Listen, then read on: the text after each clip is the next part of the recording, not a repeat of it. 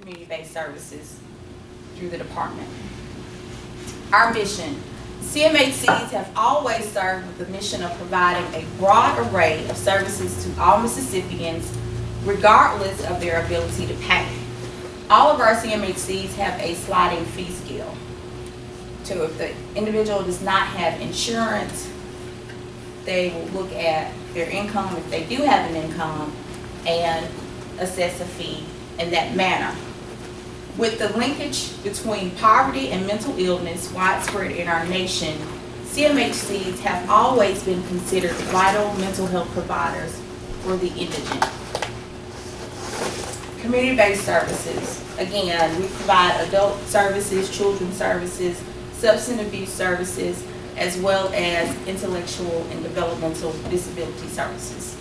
Here is a listing of the adult services, and I'll name a few. Psychiatric services, individual, family, and group therapy, adult daycare for elderly, case management, intensive case management, crisis intervention and emergency services, dual diagnosis therapy, group home services, psychosocial rehab services, which are day service programs where individuals can attend, special services for individuals with HIV, chemical dependency services, individual, family, and group counseling, intensive outpatient programs, long-term care, prevention services. Some of our programs or some of our centers have residential alcohol and drug centers, aftercare counseling, DUI assessment and counseling.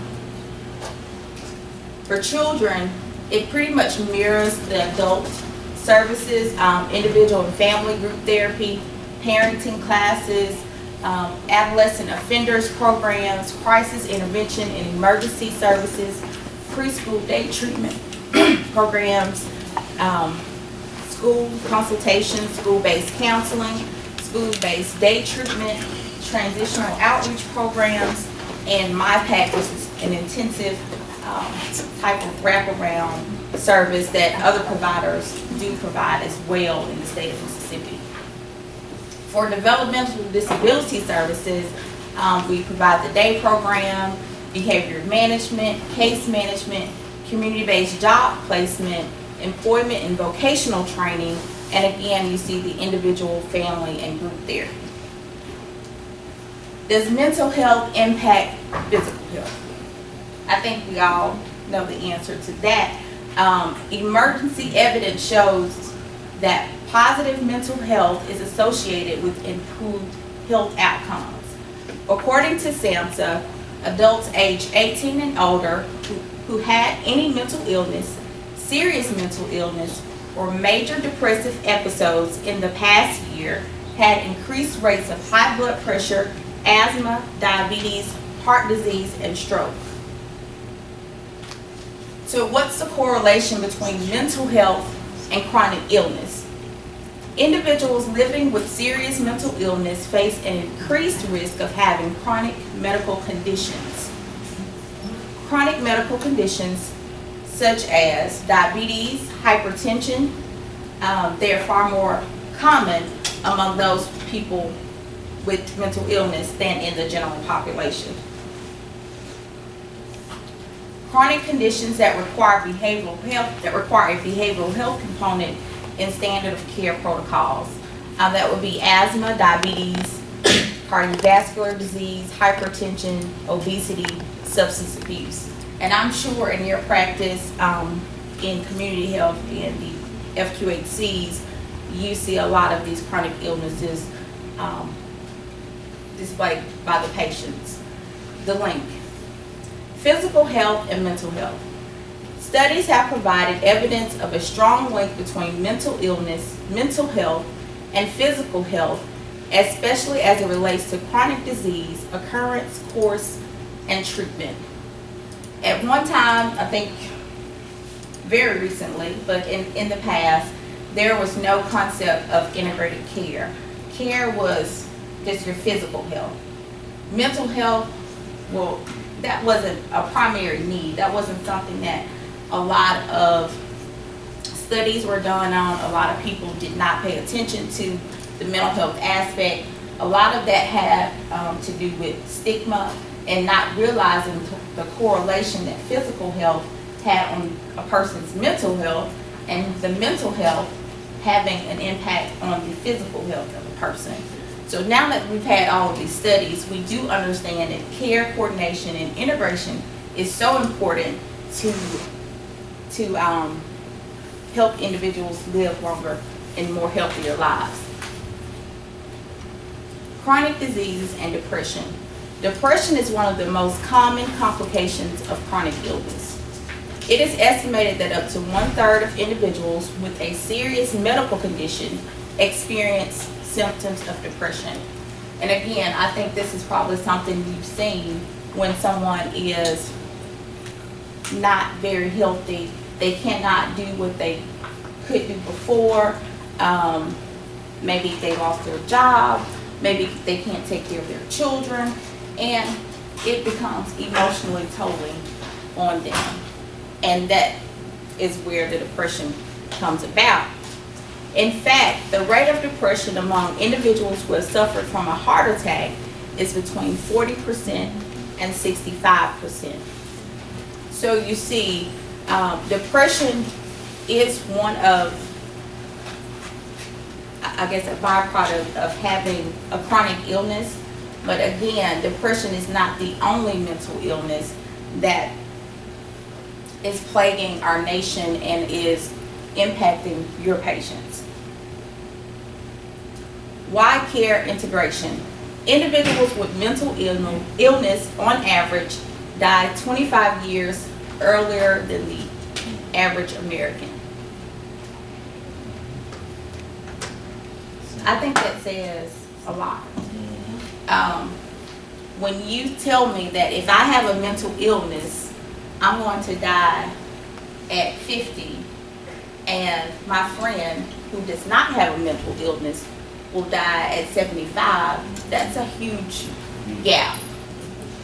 What they found is that some of the risk factors that cause this statistic is smoking, obesity, substance abuse, inadequate access to medical care, in a lot of instances primary care, and that is attributed to a lot of individuals with mental illness not being able to communicate their physical symptoms, or if they go in displaying something that could be a physical health issue, it may be thought of as, oh, this person is psychotic. They don't know what they're talking about, or they're complaining about their heart beating fast and they're sweating and they may see a green man in the back of the room.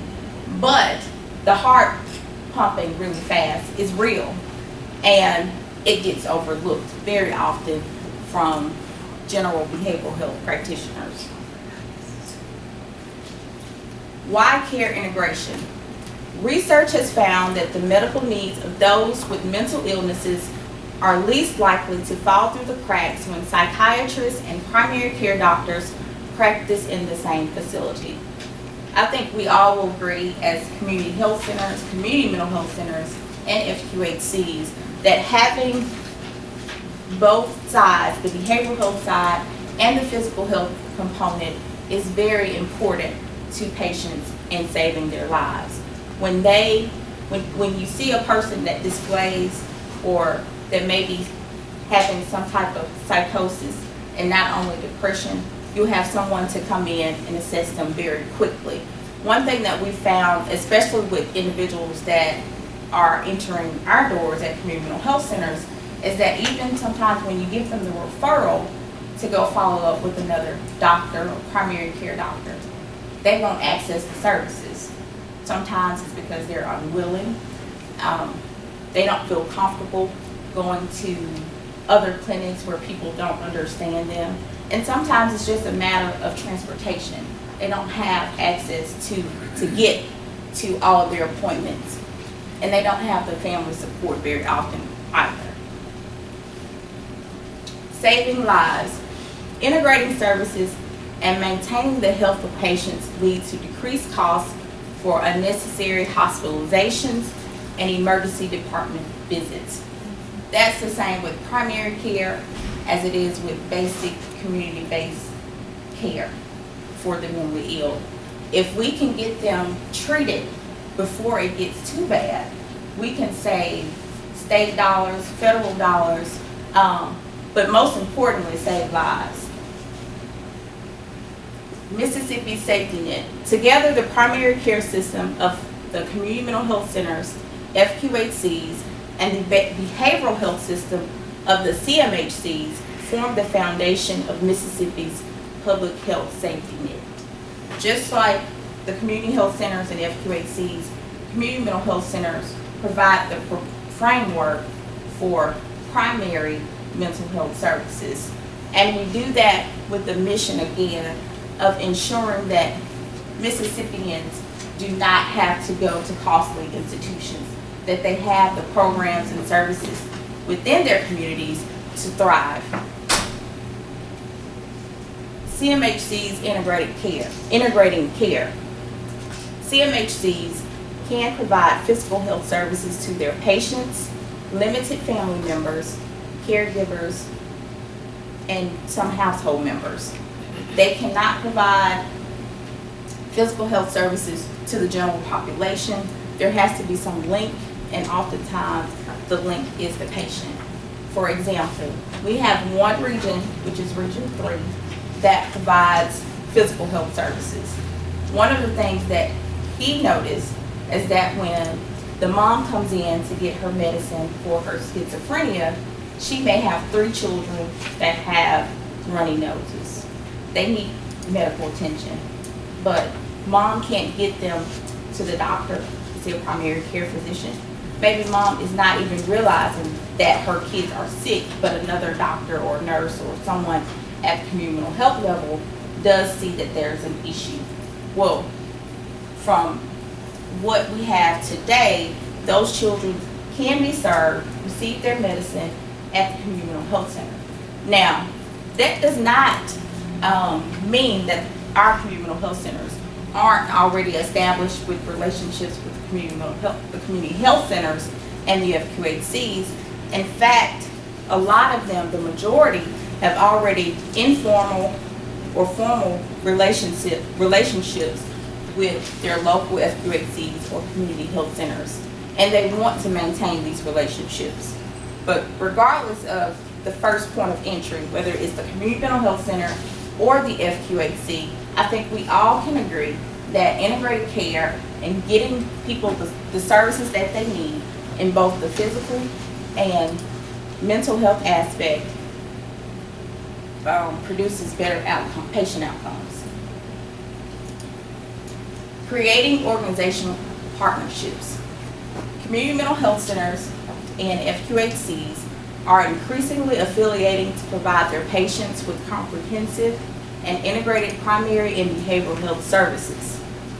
A referral relationship can serve as a useful precursor to a more collaborative model.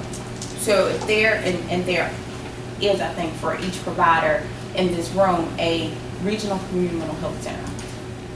If you do not already have a relationship with them, just going to talk to them about a referral relationship where they can refer their primary care patients to you and vice versa, where you see serious mental illness, that begins the relationship and I think can sustain a relationship.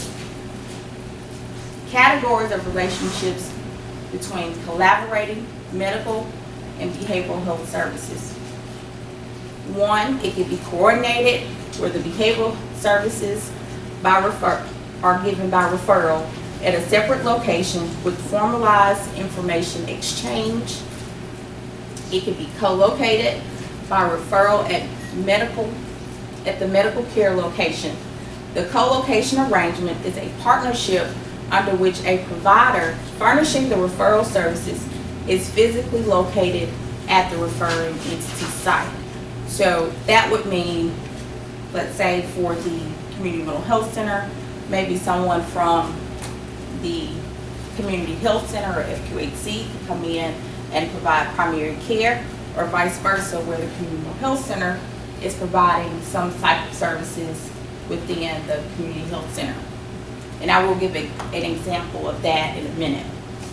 Integrated, part of the medical treatment at the medical care location, and that's where the FQHC is providing some aspect of mental health services, which I think that's already happening to some degree, and or the community mental health center providing some type of primary care aspect within and under their roof.